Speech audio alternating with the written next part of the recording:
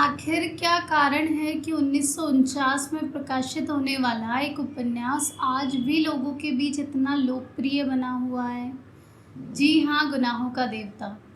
क्या गुनाह करने वाले को देवता कहना उचित है? अगर नहीं तो धर्मवीर भारती ने अपने उपन्यास का यह नाम क्यों रखा? या वे इस तरफ इशारा करना चाहते थे कि एक देवता भी गुनाह कर सकता है? सोचिए। वास्तव में जब ये उपन्यास लिखा गया वह काल था प्रगतिवादी आलोचकों का, और भारती जी खुद भी प्रगतिशील लेखक थे।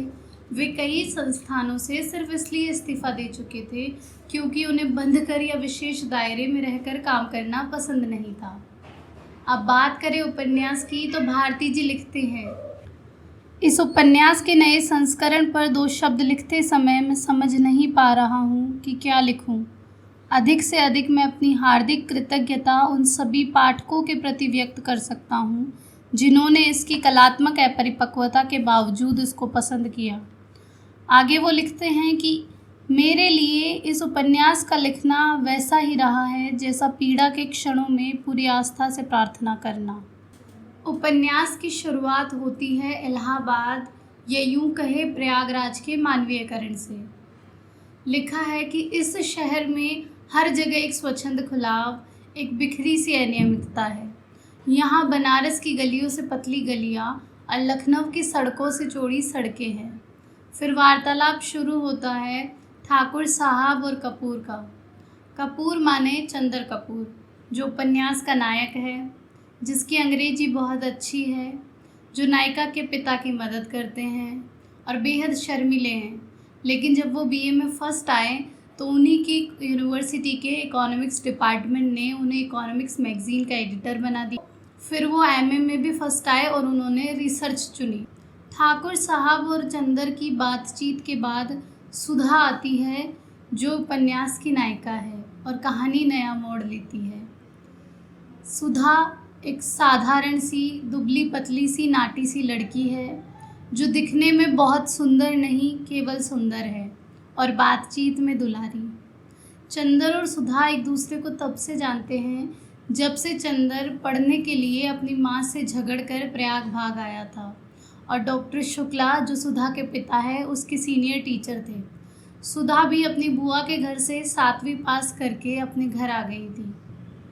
शुरू में वह चंदर से डरती थी, लेकिन बाद में इतनी ढीठ हो गई कि उसका सारा झुंझलाहट, सारा लड़ाई झगड़ा, सारा विद्रोह, मिजाज की सारी तेजी सभी की तरफ से हटकर चंदर पर केंद्रित हो गई।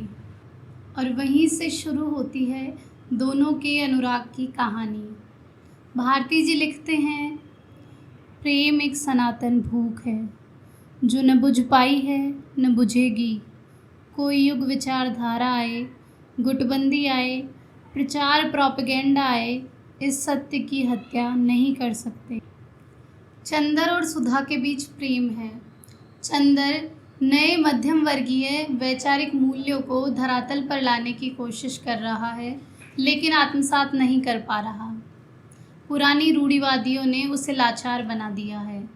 बाद में ये उपन्यास समाज के उस वास्तविक सत्य को प्रस्तुत करता है जहाँ आइडियलिज्म को लोगों पर ज़बरदस्ती थोपा जाता है, जहाँ विवाह पूर्व प्रेम की अनुमति नहीं है, जहाँ जाति पाति को केंद्र में रखा जाता है और जाति में ही विवाह को सबसे बड़ी उपलब्धि माना जाता है। भारती जी डॉक्टर शुक्ला के माध्यम से उपन्यास में यहाँ तक कहलवा देते हैं कि विवाह परंपराएं सड़ गल चुकी हैं, उन्हें काट फेंकना चाहिए। लेकिन उपन्यास में चंदर खुद उन परंपराओं से बाहर नहीं निकल पाया, वो सुधा से अपने प्रेम को कह नहीं पाया। और इसी तरफ भारती जी इशारा करते हैं कि एक मिडिल क्लास यूथ चाहे कितना भी एजुकेटेड हो जाए, लेकिन उसके सबकॉन्शियस माइंड में वो ही रूढ़िवादिता बैठी रह जाती है। भारती जी का कहना यह भी है कि विवाह परंपराएं पूरी तरीके से ख़राब नहीं है, लेकिन वो काफ़ी सुधार की मांग कर रही है। वे मानते हैं कि विवाह से पहले 2 व्यक्ति एक दूसरे को बेहतर ढंग से जानते हो। वे कहते हैं एक दूसरे को समझे, प्यार करे, तब ब्याह के मायने हैं। समाज में वैवाहिक स्वतंत्रता जीवन में सुख शांति ला सकती है।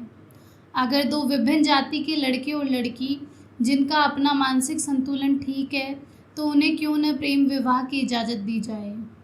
इससे ही समाज की कई कुरीतियाँ स्वतः समाप्त हो जाएगी।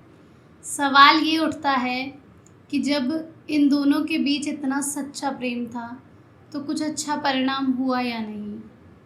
ये प्रेम आदर्शवाद की बलि चढ़ गया।